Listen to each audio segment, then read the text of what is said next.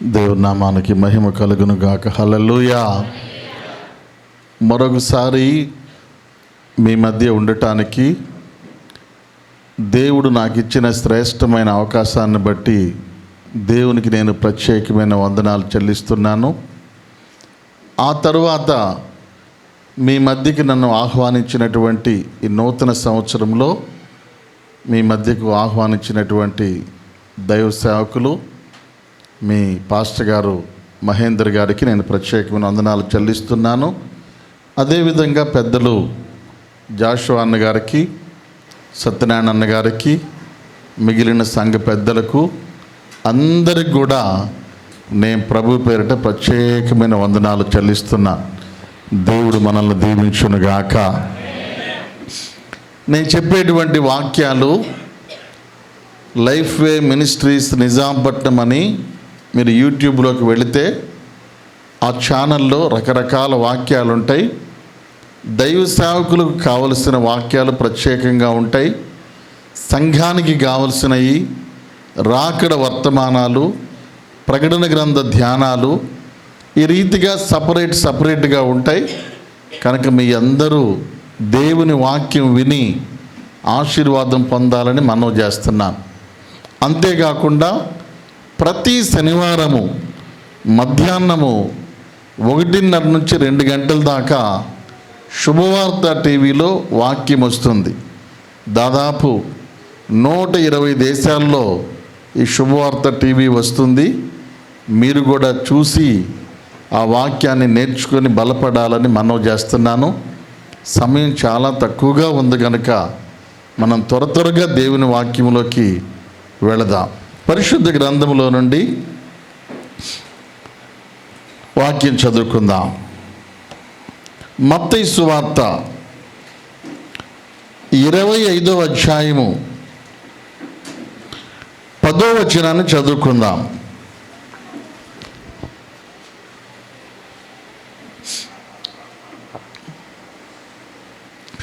మత్తయి సువార్త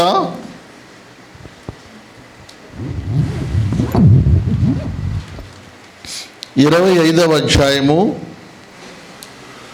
10వ వచనాన్ని చదువుకుందాం.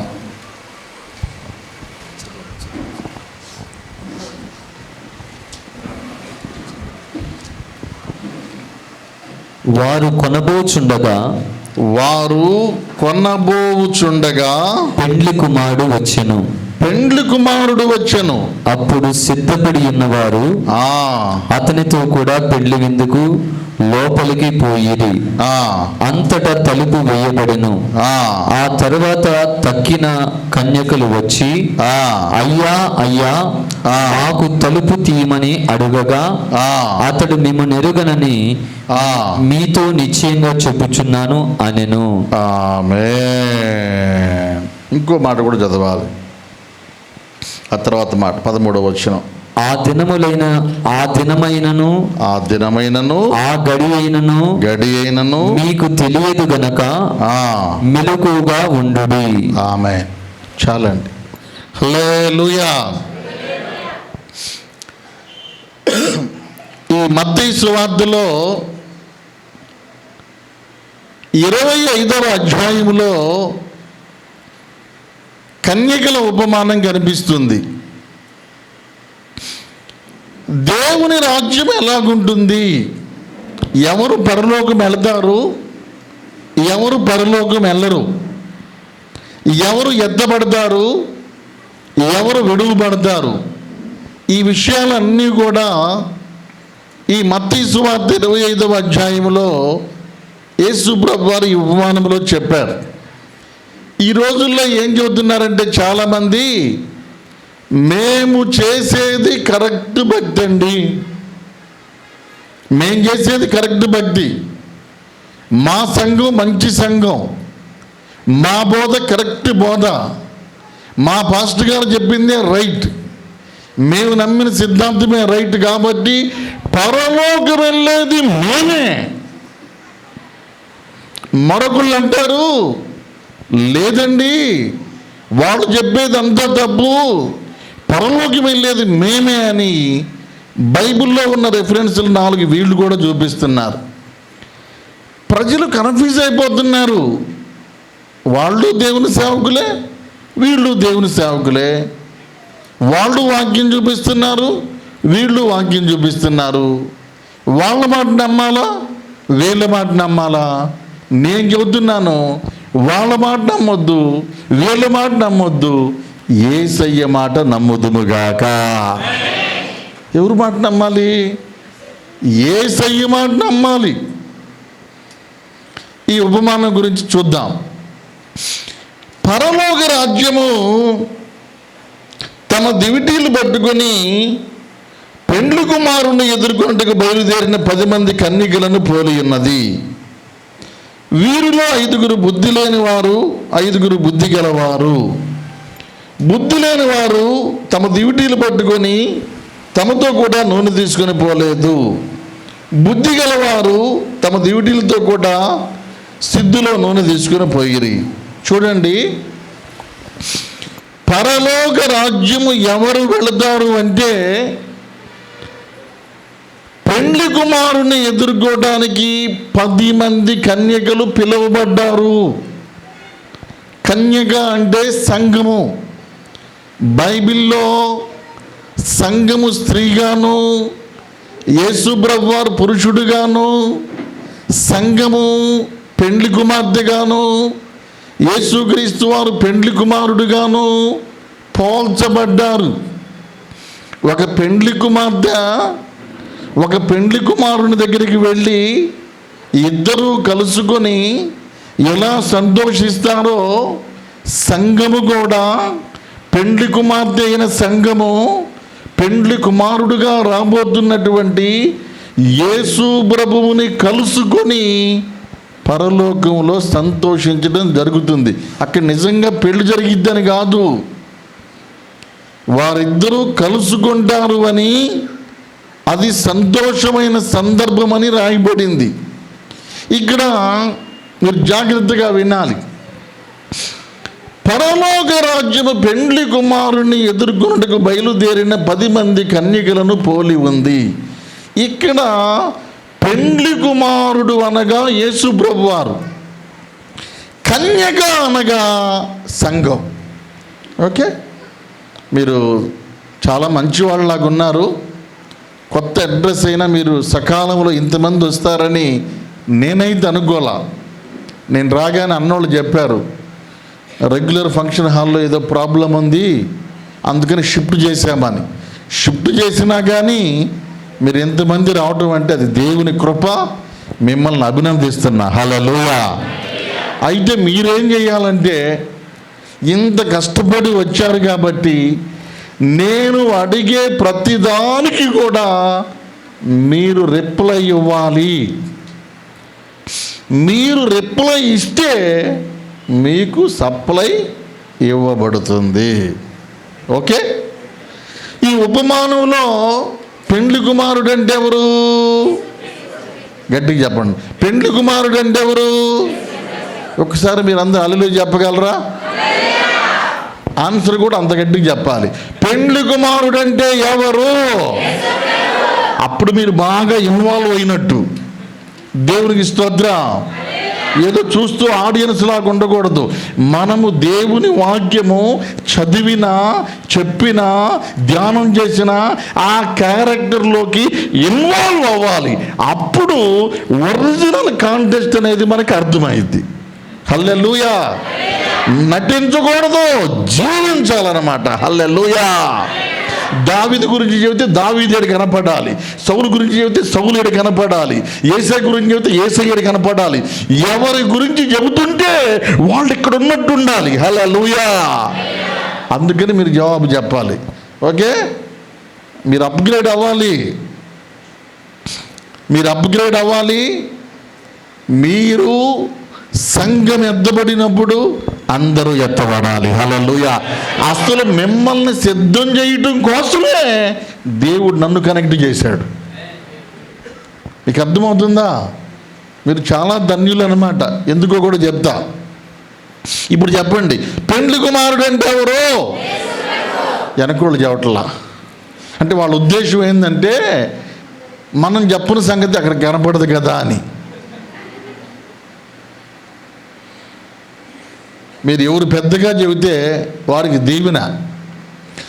పెండ్లి కుమారుడు అనగా ఎవరు? మీ పెద్ద అబ్బాయా? యేసయ్య కదా. ఓకే, అంతవరకు క్లారిటీ వచ్చిందిగా. ఎందుకంటే ఒక ప్రసంగము ఒకసారే వినాలి. మీకు అర్థమవుతుందా? ఒక ప్రసంగము ఒకసారి వినాలి, చనిపోయిందాకా గుర్తుండాలి. అది నా కాన్సెప్ట్. చెప్పిందే చెప్పటం, మళ్ళీ మర్చిపోవటం, మళ్ళీ చెప్పటం. ఈ సాగుతుంది పాడిందే పాట పాసిపళ్ళ దాసుడు అని అట్టుండకూడదు. ఒకసారి వాక్యం విన్నామా ప్రింట్ అయిపోవాలి హార్ట్లో. హల్లెలూయా. పెండ్లి కుమారుడు అనగా పెండ్లి కుమార్తె అంటే ఎవరు? Very good. దేవుడు మిమ్మల్ని దీవించును గాక. కొంచెం వెనకొళ్ళి డల్గా ఉన్నారు. చెప్పండి, పెండ్లి కుమార్తె అనగా ఎవరు? వెనక వాళ్ళు చెబుతున్నారా? కన్యక అనగా ఎవరు? సంఘం. ఓకే, కన్యక అంటే పరిశుద్ధురాలు, పాపము ఎరగని స్త్రీ, చెడు పనులు చేయనటువంటిది, కళంకము లేనిది, నిష్కళంకురాలు. ఇన్ని మాటలు ఉన్నాయి. ఇప్పుడు అంతా బాగానే ఉంది. 10 మంది కన్యకలను పిలిచారు. ఎందుకు? పెండ్లి కుమారుణ్ణి ఎదుర్కోవడం కోసం. ఇప్పుడు పెళ్లి చేసుకోవడానికి ఒక పెళ్లి కూతురు సరిపోదా? ఒక పెళ్లి చేసుకున్నవాడే స్తోత్రం. ఒక్క పెళ్లి చేసుకున్నవాడే యాగలేక చేస్తున్నాడు. 10 కావాలా? ఇక్కడ పెండ్లి కుమార్తెలు అంటే కన్యకలు 5గురైనా 10 మంది అయినా 100 మంది అయినా అందరూ కలిసి సంఘం అనేటువంటి పెండ్లి కుమార్తె. పెండ్లి కుమార్తె అంటే 5, 10 అని కాదు, సంఘం. ఇది 10 మందిని ఊరికే అన్నారు. అరే బాబు 10 మంది నడిచిన దారిలో పోరా అంటే వీడు పోకుండా ఇంటికి తిరిగి వచ్చాడంట. ఏంద్ర 10 మంది నడిచిన దారిలో పోవేంద్రంటే 9 మంది పోయారు అన్నాడంట. అంటే మాట వరుసకి అంటాము. ఇక్కడ 10 మంది కన్యకలు కూడా అలంకారప్రాయంగా చెప్పబడింది, కానీ కరెక్ట్గా 10 కాదు. మీకు అర్థమైందా? 10 మంది నడిచిన దావులో నడవమంటే కరెక్ట్గా 8, 9, 10 అని కాదు. అలంకారప్రాయంగా వాడుక భాషలో అన్న మాట. ఇప్పుడు పెండ్లి కుమారుడు అంటే యేసు ప్రభు వారు. యేసు ప్రభువుని ఎదుర్కొనుటకు పెండ్లి కుమార్తె అనేటువంటి సంఘము పిలువబడింది. అయితే ఏం జరిగిందయ్యా అంటే, పెండ్లి కుమారుడు తన రాకను ఆలస్యము చేశాడు. పెండ్లి కుమారుడు రావాలి, కానీ పెండ్లి కుమారుడు రాక ఏమైపోయింది? ఆలస్యమైంది. చెప్పండి ఏమైంది? గట్టిగా చెప్పండి ఏమైంది? ఏం ఆలస్యమైంది? పెండ్లి కుమారుడు రావటము. మీరు జనరల్గా చెప్పండి, ఎక్కడ పెళ్లి జరిగినా పెండ్లి కుమార్తెతో ఆలస్యం అయింది, కానీ పెళ్లి కొడుకుతో ఆలస్యం అయిద్దా? మీరు ఎక్కడైనా చూడండి, ఎవరిది ఆలస్యం అయింది? పెండ్లి కుమార్తెతో ఆలస్యం అయింది.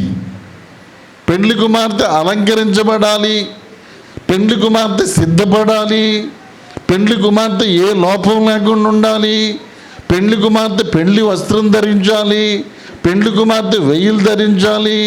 ఇవన్నీ చేసేసరికి జనరల్గా పెళ్ళిళ్ళల్లో పెళ్లి కూతురు ఆలస్యం అయింది, కానీ ఇక్కడ పెళ్లి కొడుకు ఆలస్యం చేశాడు అంట. ఇప్పుడు పెళ్లి కొడుకు అంటే మన భాషలో ఎవరు? యేసు ప్రభు వారు ఆలస్యం చేశాడు. అసలు యేసు ప్రభు వారు ఎప్పుడు రావాలో చెబుతా వినండి.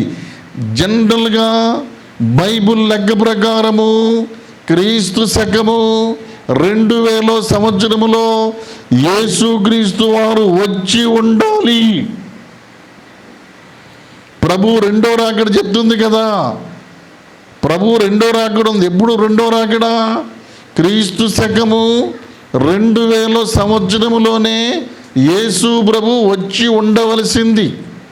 ప్రకటన గ్రంథము 22వ అధ్యాయము 12వ వచనములు అంటారు, ఇదిగో నేను త్వరగా వచ్చుచున్నాను,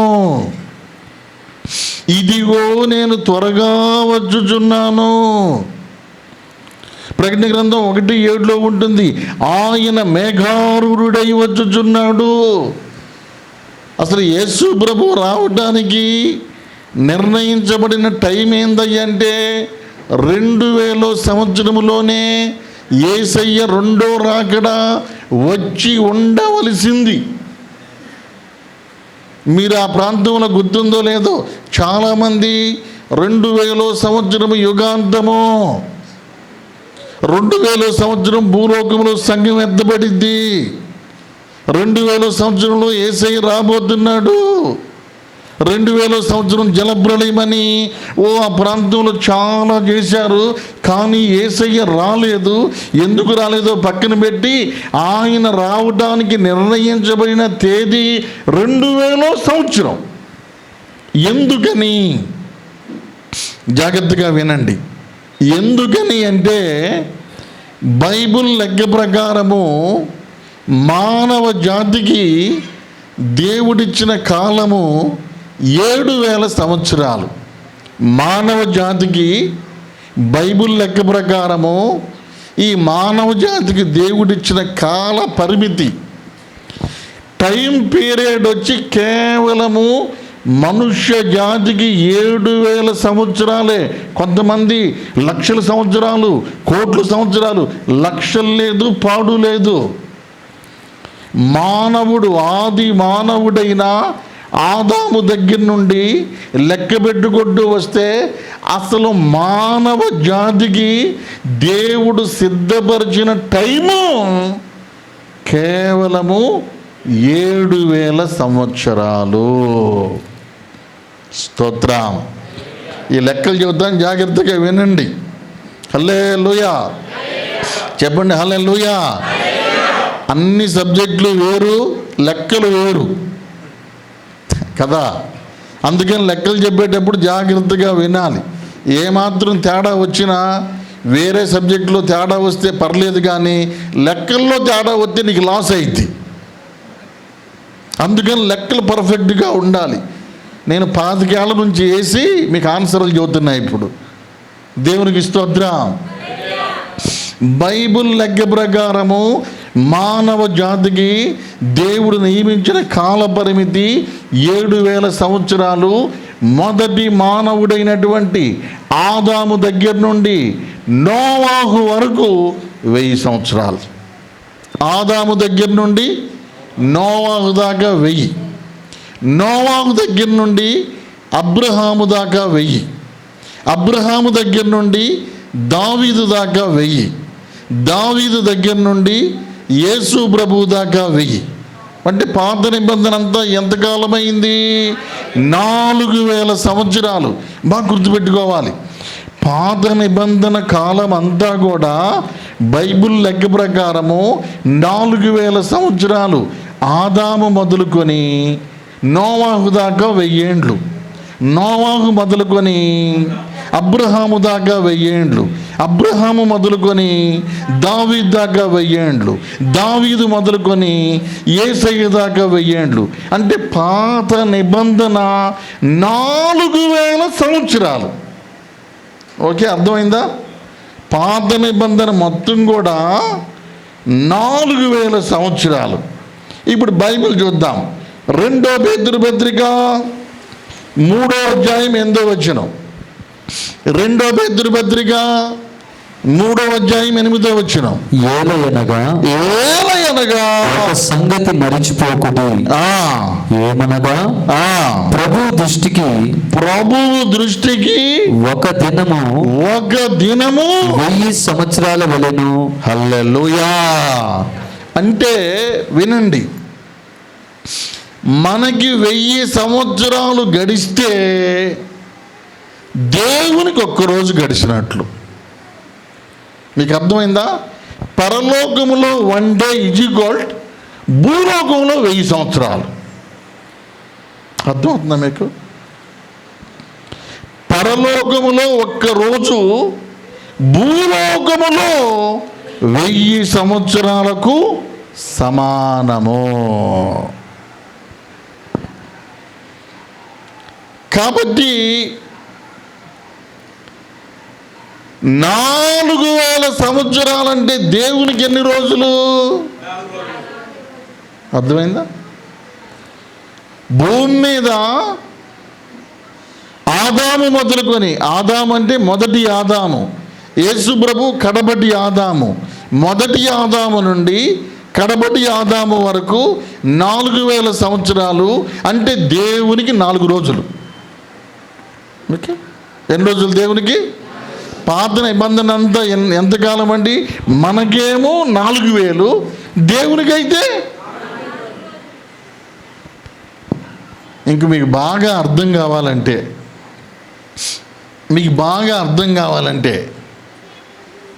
ఒక చిన్న పిల్లోడు ఉన్నాడు అనుకోండి. ఓ చిన్న పిల్లోడు సంవత్సరం పిల్లోడికి ఒక ఇడ్లీ పెట్టామనుకో, వాడికి ఫుల్ మీల్స్. ఒక చిన్న పిల్లోడికి ఒక ఇడ్లీ పెడితే ఏంటి? Full meals. మనకి ఒక ఇడ్లీ పెడితే పావు మీల్స్ కూడా కాదు. మీకు అర్థమైంది నేను చెప్పింది?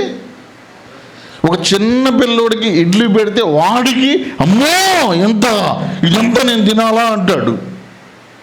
అదే ఇడ్లీ తీసుకెళ్ళి 25 సంవత్సరాలు ముందు పెడితే ఇదేనా అంటాడు. మానవుడికి 1000 సంవత్సరాలు ఒక ఇడ్లీ అనుకోండి. అది దేవునికి ఏంటి? 4 రోజులు అయిపోయింది అంతే.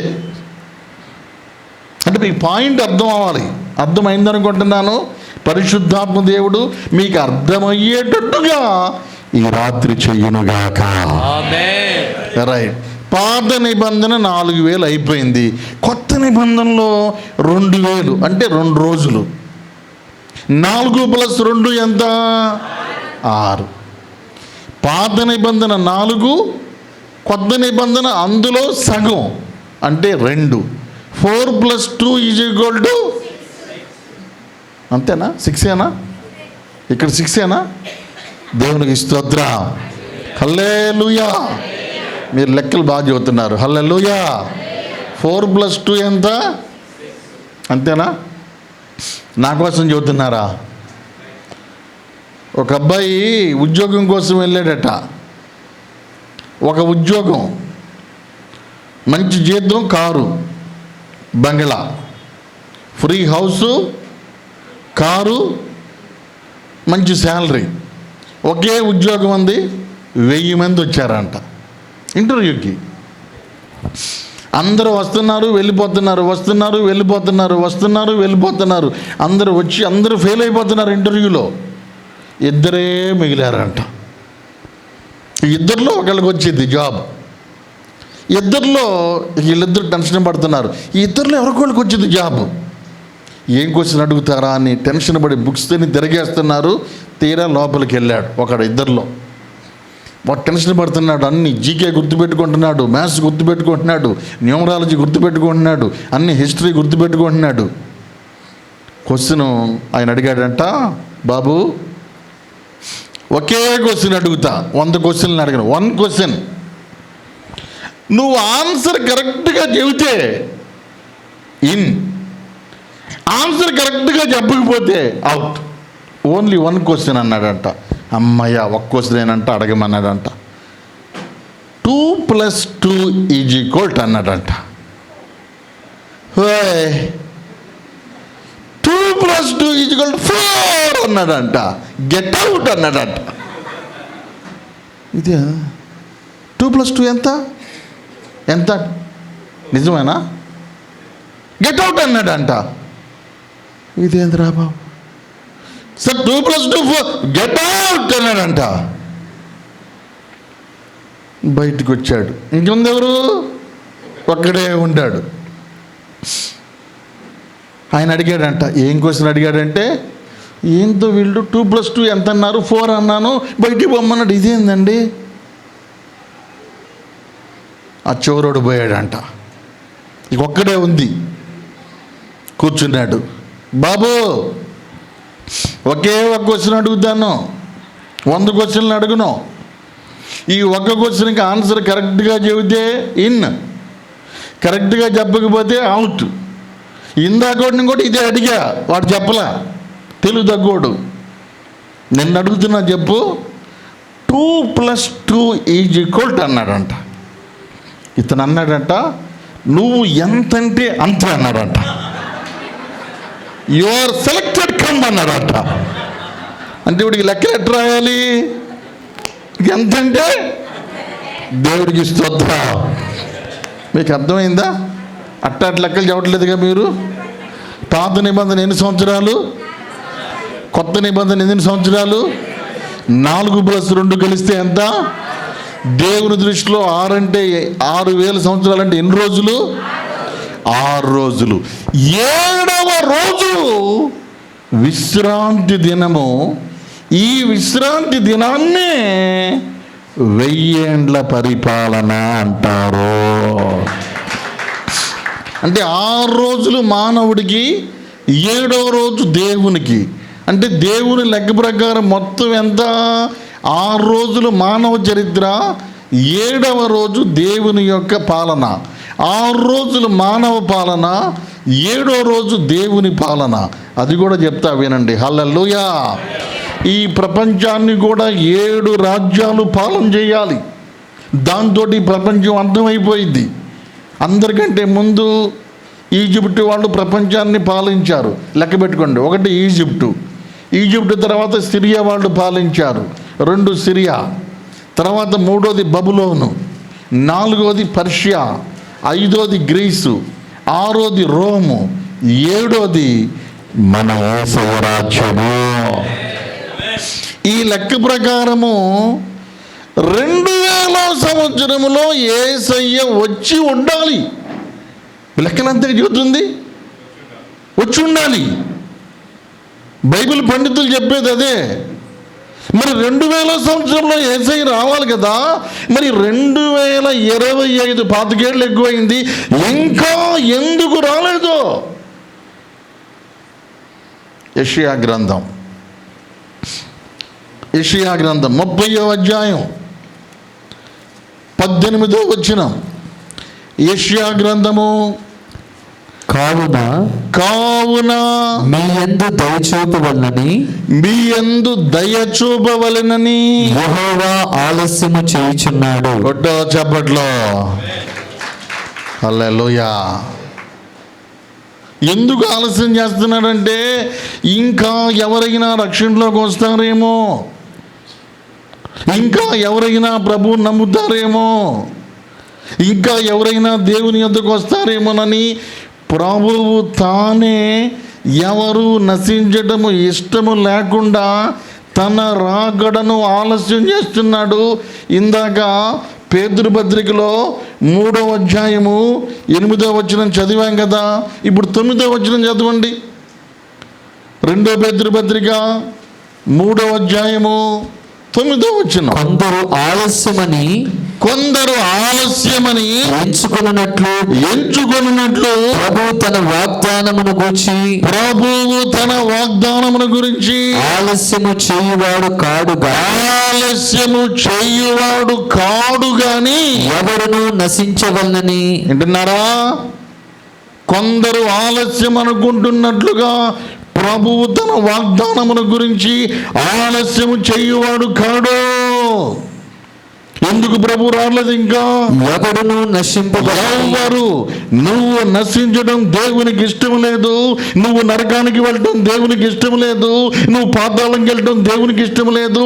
నీవు నీ కుటుంబము ఇంకా రక్షణ పొందాలని దేవుడు మీ ఎడల దీర్ఘ శాంతము కలిగిన వాడై ఇంకా ఆలస్యం చేస్తున్నాడు. స్తోత్ర. టైం అయితే అయిపోయింది. టైం ఎప్పుడైపోయింది? 2000 సంవత్సరానికే టైం అనేది అయిపోయింది. ఇప్పుడు మనం ఉన్న కాలాన్ని ఏమంటారో తెలుసా? కృపాకాలము, గ్రేస్ పీరియడ్. మనల్ని ప్రేమించి సమయాన్ని కొద్దిగా పెంచాడు. ఇప్పుడైనా సరే రక్షణ పొందిన వాళ్ళు రక్షణ పొందాలి, దేవుణ్ణి నమ్మని వాళ్ళు దేవుణ్ణి నమ్మాలి. ఇంకా చాలా టైం ఉందిలే, యేసయ్య ఇప్పుడే రాడులే, ఇప్పుడే తొందర ఏముంది అనుకుంటే నీవు అనుకొనని గడియలో అకస్మాత్తుగా ప్రభువు రాకడ ఉంటుంది. కొందరు ఆలస్యమని ఎంచుకున్నట్లుగా ప్రభు తన వాగ్దానముల గురించి ఆలస్యం చేయవాడు కాడు. కానీ ఎవడును నశింపటము ఇష్టము లేక,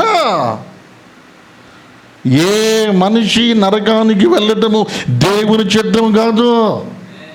నువ్వెవరైనాగా ప్రతి మనిషి దేవుని పోలికే, ప్రతి మనిషి దేవుని స్వరూపమే.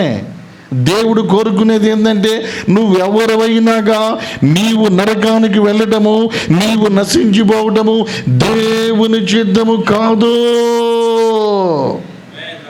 నువ్వు ఒకవేళ రక్షణ పొందకపోతే నీకోసమే దేవుడు ఆలస్యం చేస్తున్నాడు. ఇంకా నువ్వు దేవుణ్ణి నమ్మకపోతే, జీవ గ్రంథంలో నీ పేరు రాకపోతే నీ కోసమే దేవుడు ఆలస్యం చేస్తున్నాడు. ఇప్పటికైనా మీ జీవితాలు మార్చుకోండి. పెండ్లి కుమారుడు ఆలస్యం చేశాడు, దేవునికి స్తోత్రం. అంటే యేసయ్య ఎందుకు లేట్ చేస్తున్నాడు అర్థమైందా? ఎందుకు ఆలస్యం చేస్తున్నాడు? ఆయన రాలేక కాదు, ఆయన రెడీగా ఉన్నాడు. కొందరు ఆలస్యమని అనుకుంటున్నట్లుగా ప్రభువు తన వాగ్దానమును గురించి ఆలస్యము చెయ్యవాడు. మరి ఎందుకు ఆలస్యం చేస్తున్నాడు? ఎవడు నశించటం దేవునికి ఇష్టము. ఎంత టైం ఇవ్వాలో అంత టైము, ఎన్ని అవకాశాలు ఇవ్వాలో అన్ని అవకాశాలను మానవ జాతికి దేవుడిస్తున్నాడు. వీళ్ళు ఏం చేశారు? పెళ్లి కొడుకు రావటం ఆలస్యం అయిందండి. పెండ్లి కుమారుడు రావటం ఆలస్యం అయితే నిద్రలోకి జారుకున్నారంట. దేవునికి స్తోత్రం. అంటే సంఘము, పెండ్లి కుమార్తె అనకండి, కన్యకని కూడా అనొద్దు. కన్యకన్నా పెండ్లి కుమార్తె అన్నా సంఘము. ఇప్పుడు సంఘం ఎక్కడుంది? నిద్రలో ఉంది. సంఘం ఎక్కడుంది? నిద్రలో. ప్రభువు కోసం ఎదురు చూడడం లేదు, నిద్ర మత్తులో ఉంది, యేసు వైపు చూడడం లేదు. ఈ కన్యకలందరూ కూడా పడుకున్నారు. అందరూ కన్యకలే, గుర్తుపెట్టుకోవాలి. 10 మంది కూడా కన్యకలే, గుర్తుపెట్టుకోండి. అంటే అందరూ సంఘమే. ఇంతలో ఏమైందంటే పెండ్లి కుమారుడు వస్తున్నాడు అని బోర మోగిందంట. హల్లెలూయా. బోర మోగ్గానే, బాగా వినండి, ఇప్పుడు దాకా ఈ 10 మంది కన్యకలు కలిసి ఉన్నారా లేదా? కలిసి ఉన్నారా లేదా? కలిసి వచ్చారా లేదా? కలిసే కూర్చున్నారా లేదా? కలిసి కబుర్లు చెప్పుకున్నారా లేదా?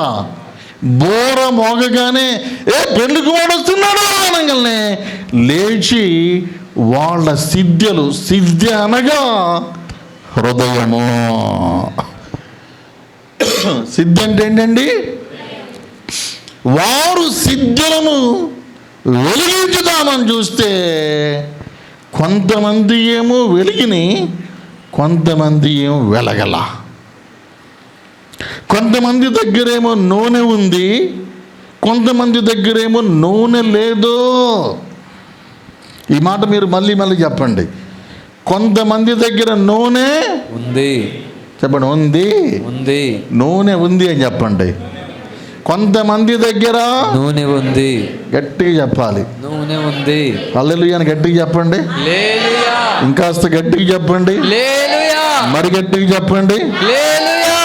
మీరు మీ పక్కోళ్ళకి వెళ్ళి తిరిగి గట్టిగా చెప్పాలి. నేను కొంతమంది దగ్గర, అప్పుడే కాదు, వినండి. దీన్ని ఏమంటారంటే వాక్యాన్ని ఇంజెక్ట్ చేయటం.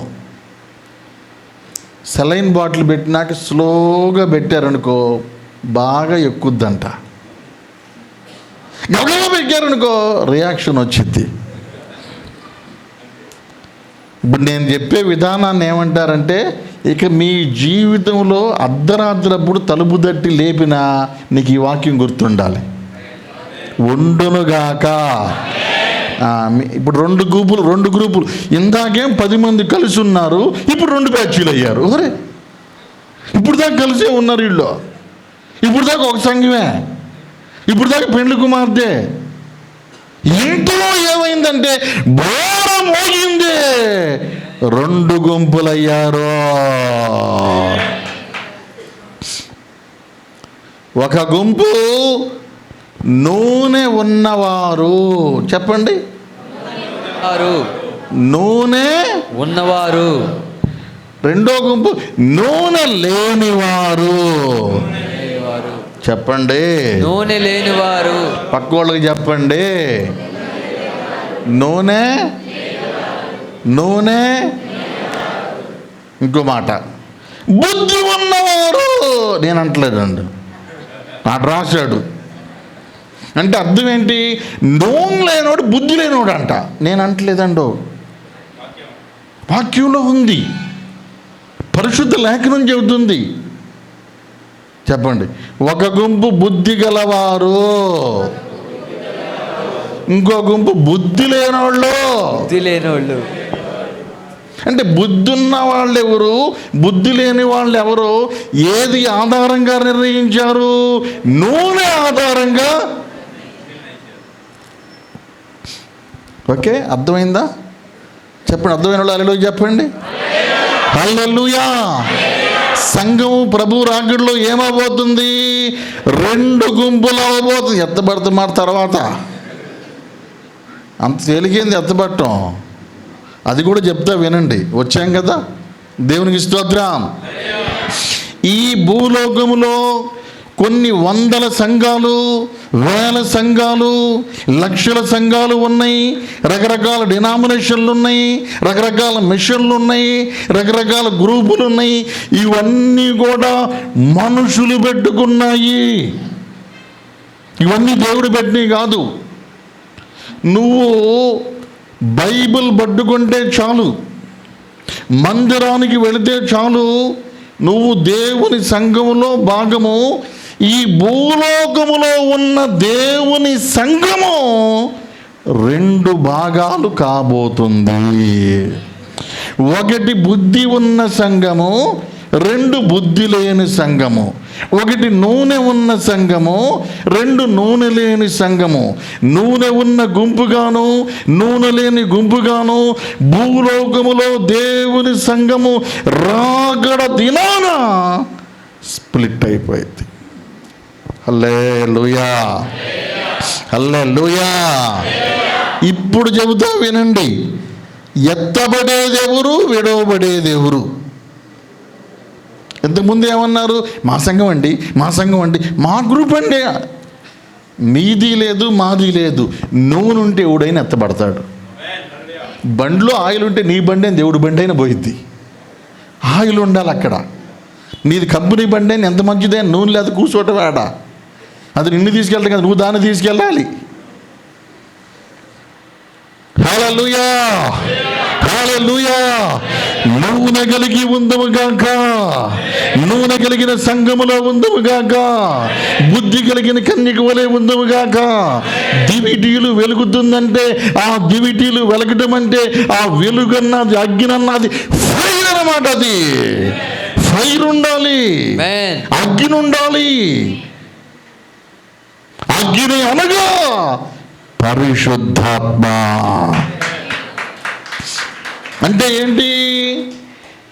నూనె ఉన్నవారు అంటే అగ్ని ఉన్నవారు, అంటే పరిశుద్ధాత్మ ఉన్నవారు, అంటే సిద్ధపడిన వారు. సిద్ధపడినటువంటి వారు మాత్రమే ఎత్తబడుదురుగాక. ఏ సంఘం ఎత్తబడిద్ది? సిద్ధపడిన సంఘం ఎత్తబడిద్ది. ఎవరైనా కావచ్చు, బోర్డులు అనవసరం, పేర్లు అనవసరం. సిద్ధపడిన సంఘము ఎత్తబడిద్ది. సిద్ధపడ్డం అంటే నూనె ఉండాలి. నూనె ఉన్న సంఘము ఎత్తబడిద్ది. హల్లెలూయా. ఒక పిల్లోడికి పెద్ద ఫోన్ ఉందండి, ఇంత ఉంది. అది మరి ఏం ఫోన్ నాకైతే తెలీదు. అప్పుడు నాకు చిన్న ఫోన్ ఉంది, వాడి దగ్గర చాట్ అంత ఉంది, ఇంత పెద్ద ఫోను, పాకెట్లో కూడా పట్టదు, ఇట్లా పట్టుకెళ్తున్నాడు.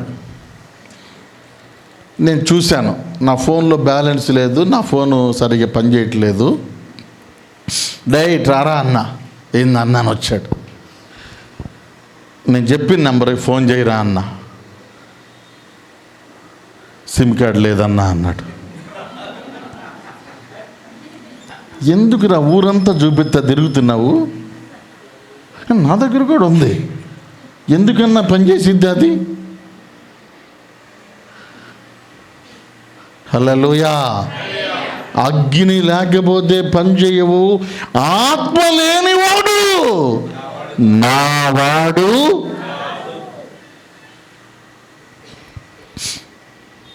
వినాలి.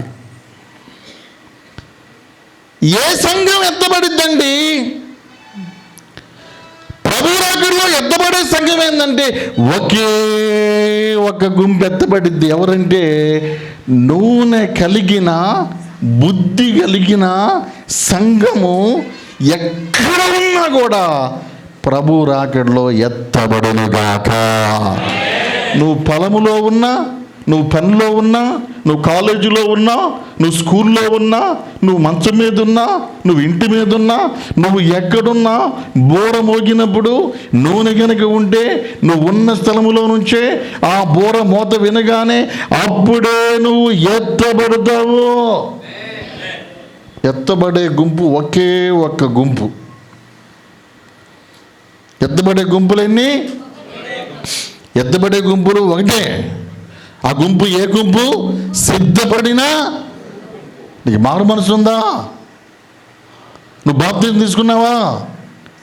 జీవ గ్రంథంలో నీ పేరుందా?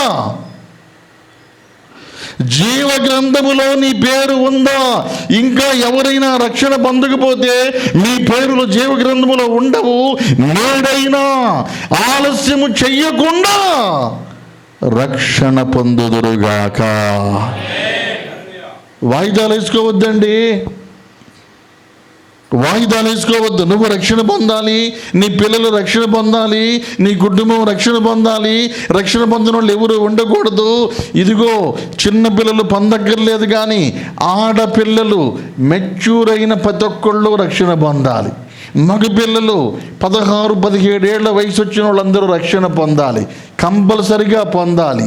ఒకవేళ పొందకపోతే ఏదైనా అనుకోంది జరిగి చనిపోతే నరకానికి వెళ్తారు. చిన్నపిల్లలు చనిపోతే వాళ్ళు దేవుని రాజ్యం వెళ్తారు. హల్లెలూయా.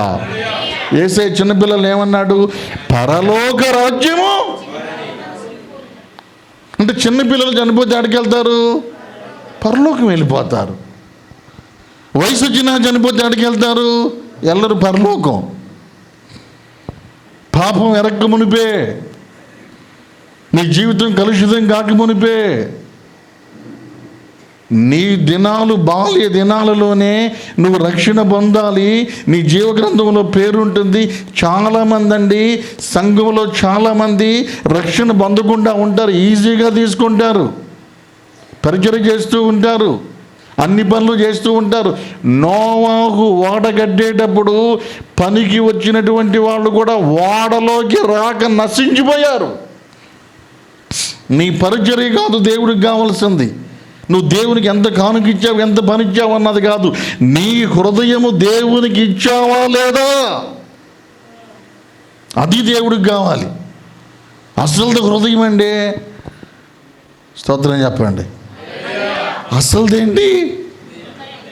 అది ఇవ్వకుండా ఏదేదో ఇస్తే ఎట్లా? కొంతమంది కన్నీటి ప్రార్థన చేస్తారు, అన్ని పనులు చేస్తారు, పరిచయం చేస్తారు, ఎన్నెన్నో చేస్తారండి. ముసలి కన్నీళ్ళకి పని అవదు. ముసలి కన్నీళ్ళు అంటే తెలుసా మీకు? చెప్పాను ఎప్పుడన్నా? తెలుసా మీకు కనీసం? మొసలి కన్నీళ్ళు తెలీదా? మీకు చాలా తెలీదే. హల్లెలూయా. చేతులు ఎత్తట్లా. ఛార్జింగ్ అయిపోయిందా? నిజంగా చెప్పండి, ఛార్జింగ్ అయిపోయిందా? ఫోన్ది కాదు. హల్లెలూయా. టాపు లేచిపోయేటట్టు చెప్పండి గట్టిగా. హల్లెలూయా. మీరు ఇలాగే ఉంటే మీకు చాలా విషయాలు చెబుతా. మీ ఛార్జింగ్ అయిపోతే స్విచ్ ఆఫ్ చేస్తా.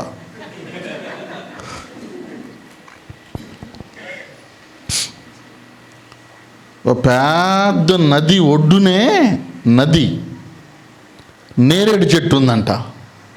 నేరేడు చెట్టు బాగా పెరిగింది. నేరేడు చెట్టు మీద కోతి ఉంది. చెట్టు కింద ఉన్న నీళ్ళల్లో మొసలు ఉంది. చెట్టు మీద ఏముంది? కోతి.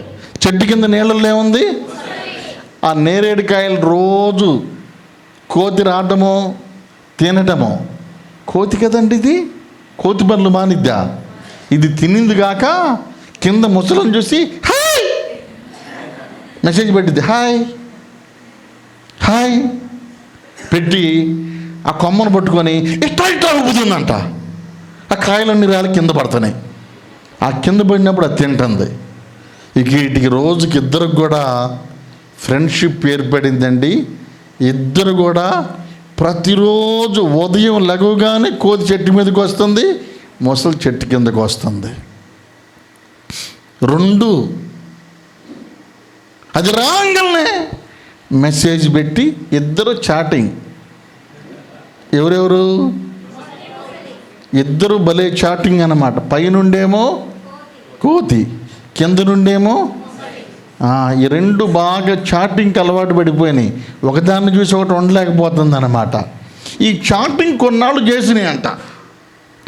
ఇక చాటింగ్ కొన్నాళ్ళు చేసి ఎన్నాళ్ళు చాటింగ్ చేస్తామో మీటింగ్ అన్నయ్య అంట.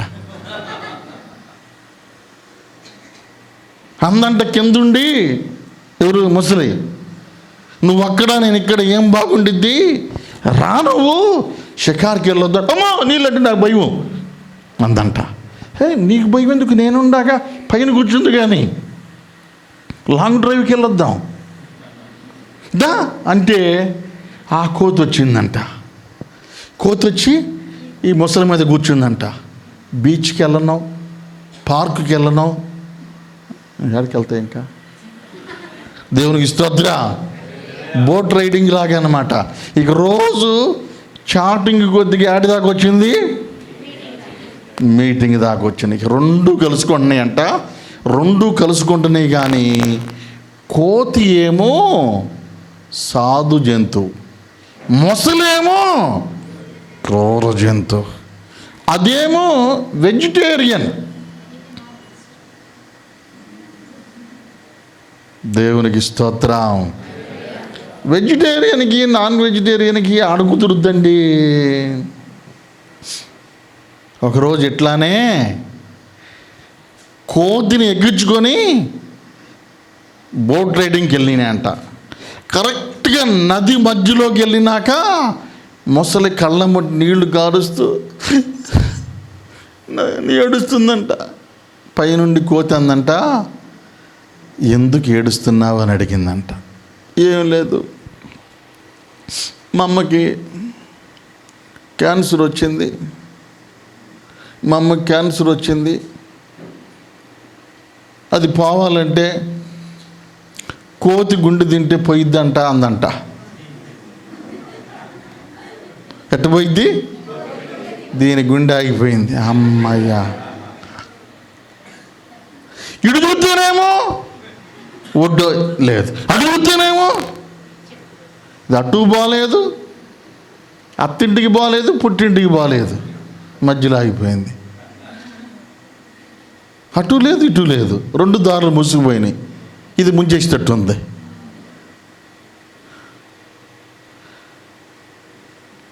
కళ్ళమ్మ నీళ్ళు గారు తిడుతుందంట. ఎవరిని అడుగుదాం, ఎవరున్నారు నాకు ఫ్రెండ్స్ నువ్వు తప్ప అంటుందంట. కోతి అందంట, ఎందుకు అడుగుతావా నువ్వు వేరు నేను వేరా? ఎందుకు ఏడుస్తావు? గుండెకి కావాల్సింది ఆ సంగతి ఆడు చెప్పొద్దు. నీళ్ళల్లో తడిసిపోయిద్దేమోనని నేను షికారుకు వచ్చేటప్పుడే చెట్టు మీద తగిలించి వచ్చా. ఏంటది? నిజంగా కావాలంటే నీకంటే ఎక్కువ ఇస్తావా? ఇస్తావుగా? ఇస్తా, గ్యారెంటీకి ఇస్తావా అని గబగబా ఒడ్డుకు తెచ్చిందంట. ఇదేకి చెట్టు ఎక్కిందంట. కిందుండి మెసేజ్ పెట్టిందంట, హియర్ ఈజ్ వెయిటింగ్ అని. ఆడే వెయిటింగు? నా బతుకు బాగుండి వచ్చా కానీ ఈ పాటికి మొసలిని నమ్మిపోయారు. కొంతమంది తెలియక ప్రేమ పెళ్ళిళ్ళని మెసేజ్లు పెట్టడం, చాటింగులు చేయటం. ఏమండి, చాటింగ్ కొద్దిగా మీటింగ్ వచ్చిద్ది, మీటింగ్ పోయి చీటింగ్ వచ్చిద్ది, ఇంటికాడికి వెళ్తే కోటింగ్ ఎత్తారు.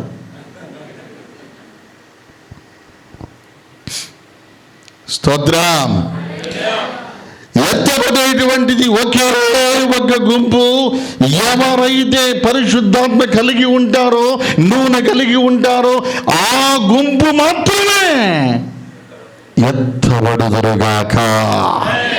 ఆ ఎత్తబడే గుంపులో మీరందరూ ఉందురుగాక. మీ పాస్టర్ గారు కూడా ఉండునుగాక, మీరు కూడా ఉందురుగాక, జాషువన్నోళ్ళు ఉందురుగాక. మీ పేర్లు నాకు తెలియదు కానీ మీ అందరూ ఉందురుగాక. ఆమేన్. ఎత్తబడే గుంపులు ఎన్ని? ఎత్తబడే గుంపులు ఎన్ని? విడవబడే గుంపులు 3 ఉంటాయి.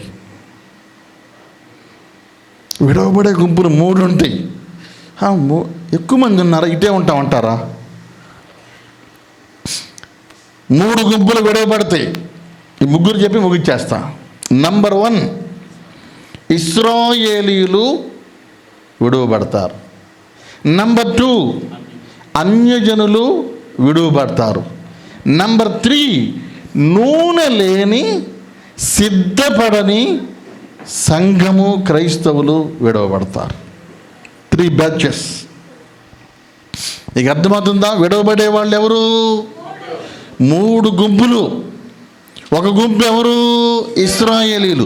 ఇశ్రాయేలీలు ఎందుకు విడవబడతారంటే, యేసు ప్రభు వచ్చి ఇజ్రాయేల్ దేశంలో పుట్టి ఆ దేశంలోనే అద్భుతాలు చేసి ఆయన పాదాలు పెట్టి ఇశ్రాయేల్ దేశంలో నడిచి ఊరికెళ్ళి స్వార్థ చెబితే యేసయ్యని వాళ్ళు నమ్మలేదు. యేసయ్య వద్దు, బరబ్బా ముద్దు అన్నారు. అందుకని యోహోను సువార్త 1వ అధ్యాయం 11వ వచనములో ఆయన తన స్వకీయుల యొద్దకు వచ్చెను, అయితే ఆయన స్వకీయులు ఆయనను అంగీకరించల, అందుకని విడవబడతారు. ఇశ్రాయేలీలు ఎత్తబడరు. ఇశ్రాయేలు గొప్పోళ్ళు అనుకుంటాం మనం. నేను సత్యం చెబుతున్నా వినండి, గొప్పోళ్ళు కాదని నేను అంటలా. కానీ వారు సంఘము ఎత్తబడినప్పుడు విడవబడతారు. ఎందుకు? యేసయ్యను చేర్చుకోవాలా. నువ్వెంత తెలివిగల వ్యక్తివైనా అవ్వచ్చు, నువ్వు సాఫ్ట్వేరో హార్డ్వేరో నాకు అనవసరం, ఏ వేరైనా కానీ నువ్వు యేసయ్యని అంగీకరించి మారు మనసు పొంది రక్షణ పొందితేనే తప్ప నువ్వు ఎత్తబడు. ఇశ్రాయేలీలు విడవబడతారండి. వాళ్ళని పక్కన పెడదాం, వాళ్ళతో మనకెందుకు, కానీ విడవబడతారు. 2వది, అన్యజనులు విడవబడతారు. అన్యజనులు అంటే ఎవరు? విగ్రహారాధన చేసేవాళ్ళు. నిజమైన దేవునికి బదులుగా, సృష్టికర్తకు బదులుగా సృష్టిని పూజించేవాళ్ళు విడవబడతారు. రోమా 1:25లో ఉండిద్ది, వారు సృష్టికర్తకు బదులుగా సృష్టమును పూజించిరి. ఆవుని పూజ చేస్తున్నారు. ఆవుని పూజ చేస్తున్నారండి. మరి ఆవుని పూజ చేస్తే ఆవుని చేసినటువంటి దేవుడు ఏమవుతాడు? చెట్టుని పూజ చేస్తున్నారు. చెట్టుని చేసినోడు ఏమవుతాడు? భూమిని పూజ చేస్తున్నారు. భూమిని చేసినోడు ఏమవుతాడు? అలా ఆలోచించడంలా ఎంత దుర్మార్గం అంటే, పాము కూడా పాముకి పాము దేవుడా? ఇంటికి వస్తే నువ్వు పరిగెడతావు మళ్ళీ. నేను చైనా వెళ్ళానండి పోయిన సంవత్సరం. నూడిల్స్ తిట్టినారు పాములు అక్కడ. చచ్చిపోయినాయి కాదు, బతుకున్నాయి. మీరు చూడండి. నేను నమ్మలా. ఒకరోజు ఉదయం పూట పాస్టర్ గారు వెట్ మార్కెట్ చూపిస్తాం రండి అని తీసుకెళ్ళారు. వెట్ మార్కెట్ ఏందన్నా? వెట్ మార్కెట్ అంట, మనకి పెట్ మార్కెట్ ఉండిద్ది. వెట్ మార్కెట్ అంటే ఈ నీడలో తిరిగి అన్నమాట. నేనేమనుకున్నాను, రొయ్యలు, చేపలు, పీతలు ఇవి ఉంటాయి అనుకున్నాను నేను. ఆడకపోతే పావులు, కొండ చిలువలు కేజీలు లెక్క అమ్ముతున్నారు.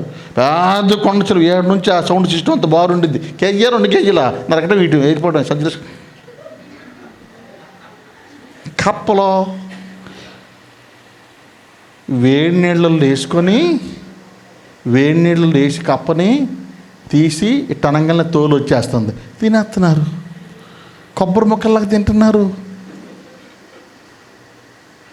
వాళ్ళేం తింటుంటే మనోళ్ళేం ఇది బాగుందా రాజా, ఇళ్ళేం పూజ చేస్తున్నారు. దేవుడికి చాలా కోపం అండి విగ్రహారాధన అంటే. ఎందుకు కోపమో కూడా చెబుతా వినండి. నిజమైన దేవుడిని పెట్టి వేరెవరినో దేవుడు అంటే అసలు దేవుడు కోపం వచ్చింది. ఇంకా మీకు అర్థమయ్యేటట్టు చెబుతా వినండి. హల్లెలూయా చెప్పండి, గట్టిగా చెప్పండి, మరోసారి చెప్పండి. నీకు పెళ్ళయిందా? పిల్లలు ఉన్నారా? అబ్బాయి ఉన్నాడా? నీకైందా? అబ్బాయి ఉన్నోళ్ళు ఎవరన్నా ఉన్నారా అమ్మా? సరే రైట్. అబ్బాయి ఉన్నాడా? ఏం పేరు మీ అబ్బాయి పేరు? జేమ్స్. ఏం జాగ్రత్త, అందరేనండి.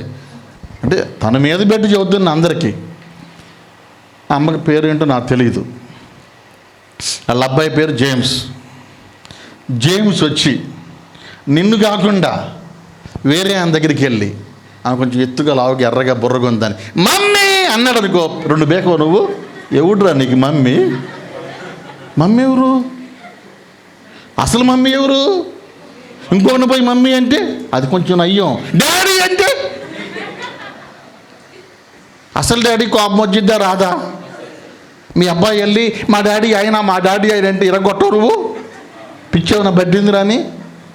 నువ్వు ఎవరి దగ్గరికి పోయి దేవుడు అంటే అసలు దేవుడికి బండిపోతుందండి అక్కడ. హల్లెలూయా. మీకు అర్థమైంది? అర్థం కాలేదా పాయింట్? అందుకని అన్యజనులు విడవబడతారు. అన్యజనులు అంటే ఎవరు? నిజమైన దేవుడు ఎవరో తెలియని వాళ్ళు. చెట్లకు పూజ చేసేవాళ్ళు చెట్టుకు పూజ చేస్తారు. తుఫాన్ వచ్చిందనుకో, ఇది ఎడిపోయిందో, మళ్ళీ అక్కడ పోయిన దగ్గర పోయి ఆడబడింది అనుకో, దాన్ని గొడవలు తెచ్చి నరికి ఒక ముసలాం పొయ్యిలో పెట్టింది. అంటే దేవుడిని ఆడబెట్టారు.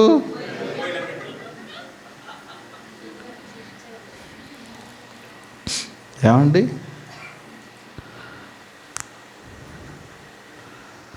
ఆవుకి గడ్డిది అంటది, గడ్డి తిని ఆవుకి దేవుడా అంటారు. శుక్రవారం వస్తే కైమా చేస్తున్నారు. ఏంటి? ఆలోచన చెయ్యాలి.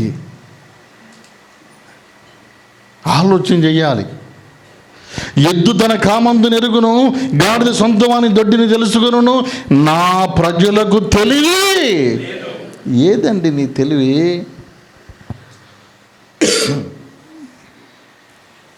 అర్థమవుతుందా? దేవుని అంటే నేను చెప్పాల్సింది అంత చెప్పి టైంకే ముగిస్తా, ఇబ్బంది ఏం లేదు. హల్లెలూయా. నేను టైంకి పర్ఫెక్ట్గా పాటిస్తా.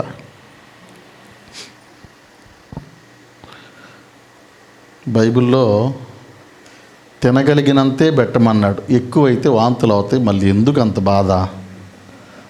దేవునికి స్తోత్రం. ఆకలితే మళ్ళీ ఇంకోసారి తినొచ్చు, వాంతులైతే మళ్ళీ లేనిపోయింది సెలైన్ పెట్టాలి. హల్లెలూయా. అది ఇప్పుడు ఎత్తబడే గుంపు ఎవరో తెలిసిపోయింది. తెలిసిందా తెలియలేదా? విడవబడే గుంపులు 2 తెలిసినాయి. ఒకటి ఇశ్రాయేలీలు, 2 అన్ని జనులు. 3వ గుంపు ఎవరంటే ప్రార్థనకి వెళ్ళి బైబిళ్ళు పట్టుకొని చర్చీలకు వెళ్ళి పెద్ద పెద్ద దీర్ఘాలు తీసి పాటలు పాడి ఇవన్నీ చేస్తారు. ఆత్మ ఉండదు, ఆత్మ ఉండదు. ఈ ఆత్మ లేని, నూనె లేని, అగ్ని లేని, సిద్ధపడని సంఘము కూడా విడువబడుతుంది.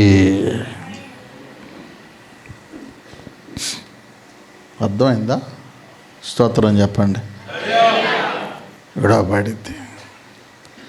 ఎత్తబడిన సంఘమేమో 7 సంవత్సరాలు విందులో ఉండిద్ది. అంటే సంతోషం. మీరు యూట్యూబ్లో వినండి, ఎత్తబడిన సంఘంకి ఏమైందో చెప్పా. ఇప్పుడు విడవబడ్డ 3 గురించి చెబుతున్నా, ఎందుకంటే ఇంకా మనం ఎత్తబడలేదు కాబట్టి. దేవునికి స్తోత్రం. పక్కనే ఉంటాం. ఎవరు ఎత్తబడతామో ఎవరు విడవబడతామో మనకు తెలియదండి. ఇక్కడ అందరూ కలిసి 10 మంది కన్యకలు కలిసే ఉన్నారు. ఆ స్పాట్ వచ్చినప్పుడు విడిపోయారు. భార్యాభర్తలు కూడా విడిపోతారు, తల్లి బిడ్డలు కూడా విడిపోతారు. ఒక మంచం మీద 2 పడుకుంటారు, ఒకళ్ళు ఎత్తబడ్డారు అంటే భార్యాభర్తలు. భార్యాభర్తల్లో కొంతమంది 2 తిరగలకు విసురుతున్నారు అంటే వీళ్ళు స్త్రీలు. తిరగలు ఎవరు విసురుతారు? మగవాళ్ళు, ఆడవాళ్ళ? స్త్రీలు. ఒకళ్ళు ఎత్తబడ్డారు. పొలంలో 2 పని చేస్తున్నారు, ఒకళ్ళు ఎత్తబడ్డారు. ఒకళ్ళు అన్నది అలంకారంగా చెప్పారు. కొంతమంది ఎత్తబడతారు, కొంతమంది ఒకటంటే ఒకటనే కాదు. దేవునికి స్తోత్ర. హల్లెలూయా. 4 మాటలు చెప్పండి అంటే 1, 2, 3 నాగని చెబుతావా? ఈ విడవబడిన సంఘానికి 666 ముద్ర వేస్తారు. అంటే ఈ విడవబడిన 3 గుంపులు ఉన్నాయా, వీళ్ళు దేవుడి మాట వినలేదుగా. అందుకని దేవుడి మాట వినలేదు కాబట్టి అబద్ధ క్రీస్తు లేదా క్రీస్తు విరోధికి ఈ 3 గుంపులను అప్పచెబుతాడు. ఈ 3 గుంపులు ఉన్నాయే క్రీస్తు విరోధికి అప్పచెబుతాడు. 666 ముద్ర వేస్తాడు. ముద్ర వేయించుకున్నావా నీకు పరలోకమో లేదు. ముద్ర వేయించుకోలేదా, ముద్ర వేయించుకునే వాళ్ళకి 3 శిక్షలు. వినండి, అంటే మీకు డీటెయిల్గా చెప్పటం లేదు, అయినా అర్థమైంది. ఇశ్రాయేలీలు, అన్యజనులు, నామకార్థ సంఘం, ఆత్మ లేని సంఘం, ఈ 3 విడవబడ్డారు కదా. ఇశ్రాయేలీలకి 666 ముద్ర వేయరు. ఎందుకు వేయరంటే వాడు ఆల్రెడీ క్రీస్తు విరోధి. దానియేలు 9:27 ప్రకారం 2 ఒప్పందం చేసుకుంటారు. నువ్వు మీ జోలికి మేము రాము, మా జోలికి కొంతకాలం కావాలని వాళ్ళని పక్కన పెడతాడనమాట. తర్వాత చూస్తాడు మళ్ళీ వాడు. ఫస్ట్ 3.5 ఏళ్ళు మాత్రం ఇశ్రాయేలీల జోలికి వెళ్ళడు. ఇక అన్ని జనులు ఉన్నారే, అన్ని జనులు 666 ముద్ర వేయించుకోవాలి కదా. 666 ముద్ర కనుక ఎవరైనా వేయించుకుంటే క్రీస్తు విరోధి విగ్రహానికి నమస్కారం చేయాలి. అన్ని జనులకు నమస్కారం చేయడం కొత్త. చెట్లుకి పొట్లకి చేసినోడు అక్కడ చేయటానికి ఏముంది? వేసుకో ముద్ర. తల మీద, చేతి మీద, ఇంద్ర బాబు వీపు మీద కూడా వేసుకోమంటారు వాళ్ళు. వాళ్ళకి అలవాటేగా. కాబట్టి అన్ని జనులకి ఏమన్నా ప్రాబ్లం ఉందా 666 ముద్ర వలన? ఇశ్రాయేలీలకి ప్రాబ్లం లేదు, అన్ని జనులు కూడా ప్రాబ్లం. అప్పటికి తర్వాత విషయాలు వేరు. ఇక విడవబడిన సంఘం ఉందే, వీళ్ళు పాపులు కాదు. మళ్ళీ నేను చెబుతున్నా వినండి, వీళ్ళేం పాపులు, దుష్టులు, దుర్మార్గులు కాదు. ఆ టైంకి సిద్ధంగా లేరు, ఆ టైంకి స్పిరిచువల్గా ఆత్మలో లేరు. వీళ్ళకి 666 ముద్రేసి వీళ్ళు ఎదురు తిరుగుతారు. అమ్మో, ఇప్పుడు వాళ్ళు ఎవరో వచ్చి ఏ గుర్తులు వేస్తాం, రేపించుకుంటారా మీరు? రేపించుకోరు. ఏపించుకోకపోతే 3 శిక్షలు. ఫస్ట్ శిక్ష, నీకు రేషన్ కట్ ఏముండదు, నీళ్లు కూడా దొరకవు. ఫస్ట్ శిక్ష అది. ఎట్టగొట్ట ఓపిక ఉన్నామనుకో రెండోసారి వస్తారు. ఫస్ట్ ముద్ర వేయించుకోమంటారు, వేయించుకోలేదనుకో నీకేమి ఎవరు, ఏం అమ్మలేవు, కొనలేవు, ఆహారం దొరకదు, నీళ్ళు దొరకవు. మళ్ళీ సెకండ్ టైం వస్తారు కొద్ది రోజుల తర్వాత. అప్పుడు కూడా నువ్వు వేయించుకోకపోతే నిన్ను చెరసాల్లో పెడతారు, తీసుకెళ్ళి జైల్లో పడేస్తారు, కొడతారు, ఎన్నెన్నో చిత్రహింసలు చేస్తారు. అప్పటికి కూడా నువ్వు వేయించుకోకపోతే మూడోసారి వచ్చి నీ శిరఛేదనము 4 రోడ్ల కోడళ్ళ చౌరాస్తాలో పెట్టి తలకాయ నరికేస్తారు. నీ ఆత్మ అప్పుడు బలిపీఠం కిందకి వెళ్ళిద్ది. బలిపీఠం కిందకి ఎందుకు వెళ్ళిద్ది? సంఘం వెళ్ళిపోయింది, సంఘంలో కలవు. కనుక విడవబడిన సంఘానికి చాలా సమస్యలు ఉంటాయి. అందుకనే ఈ ప్రార్థనలు కానీ, ఆదివారం ఆరాధనలు కానీ, బహిరంగ కూడికలు కానీ ఏదో ఎంటర్టైన్మెంట్ అనుకోబాకండి. సరదాగా కామెడీ చేయడానికి కాదు, మీరు నవ్వుకొని వెళ్ళిపోవటానికి కాదు. ప్రభువు రాకడకి సిద్ధపడాలి. ప్రభువు రాకడకి సిద్ధపడటం కోసమే ఇన్ని వ్యయ ప్రయాసలు ఓర్చి మీకు సువార్త వినిపిస్తుంది. ఇదేదో అలవాటుకి ఏదో చేద్దాము, మెహర్బానీ కోసం ఏదో చేద్దాము, డబ్బులు ఎక్కువ ఏదో చేద్దామని కాదు. ఏ విధంగానైనా నువ్వు నరకానికి వెళ్ళకుండా, నీ ఆత్మ విడవబడకుండా, నీ ఆత్మ పాతాళంకి వెళ్ళకుండా సంఘము ఎత్తబడిన టైంలో మీరందరూ ఎత్తబడాలి. విడవబడటం చాలా డేంజర్ అండి, చాలా డేంజర్. ప్రభువు రాకడ చాలా దగ్గరగా ఉంది, మీకు తెలుసో తెలీదో. చాలా కాలం ఉందనుకుంటున్నారేమో, చాలా దగ్గరగా ఉంది. ఎప్పుడో ఒక్క మాట చెప్పి ముగిస్తా. హల్లెలూయా. ప్రభువు రాకడ ఎప్పుడో ఒక్క మాట చెప్పి ముగిస్తా. యేసు రాజుగా వచ్చుచున్నాడు, భూలోకమంతా రాయి కోటి తేజుడు, రమ్యమైన దేవుడు, రాయి కోటి తేజుడు, రమ్యమైన దేవుడు,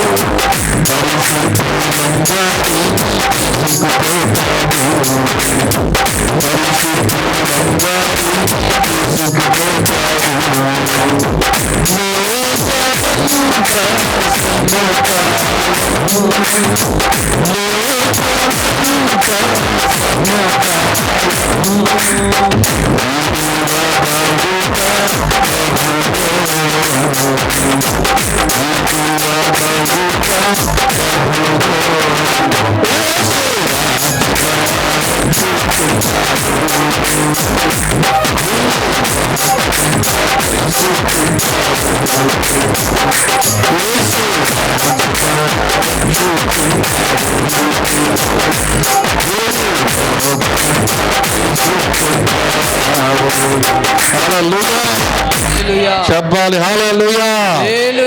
యేసయ్య త్వరగా రాబోతున్నాడు. చెప్పండి ఆ మాట, మీరు గట్టిగా అరిచి చెప్పండి. యేసయ్య త్వరగా రాబోతున్నాడు. యేసయ్య త్వరగా రాబోతున్నాడు. నాకు ఎప్పుడో తెలుసు, పక్కోళ్ళకి చెప్పండి. మీరు ఎవరికి చెప్పాలి? యేసయ్య త్వరగా రాబోతున్నాడు.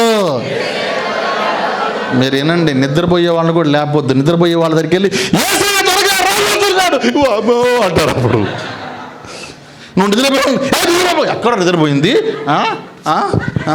అనుకుంటారు. రాకడికి సిద్ధపరచాలి. చిన్న లెక్క చెప్పి, నేను లెక్కలు చెప్తానని చెప్పాగా, ఓ చిన్న లెక్క చెప్పి ముగిచ్చేస్తాను. ఫస్ట్ గారు అయితే ఎంతసేపు అని చెప్పమన్నారు కానీ నాకు రోజుకి 3 మీటింగులు ఉన్నాయి. దేవునికి స్తోత్రం, హల్లెలూయా, ఒక రోజుకి. అందుకని కొంచెంసేపు రెస్ట్ తీసుకోవాలిగా మేము కూడా, మిషన్లం కాదుగా మేము కూడా. హల్లెలూయా. చిన్న లెక్క చెబుతాను. స్తోత్రం. 10th క్లాస్ పైబడి చదువుకున్న వాళ్ళు ఎవరో చేతులు ఎత్తండి. 10th క్లాస్ పైబడి, 10th ఆ పైన. ఓకే, దేవునికి మిమ్మల్ని దేవుడు దీవించును గాక. చదువుకున్న వాళ్ళు ఇంకా ఎక్కువ దీవించును గాక. చదువుకుంటే లెక్క చదువుకున్న మామూలుగా ఉంటాడు, హీరోడు అడగడగా. దేవునికి స్తోత్ర. పరీక్ష రాస్తే తప్పేవో పాస్ అయ్యాను, అసలు ఎల్లనోడికి ఏముంది, పరీక్ష లేదు. కానీ లెక్కేనండి. అంటే యేసయ్య ఎప్పుడు రాబోతున్నాడు?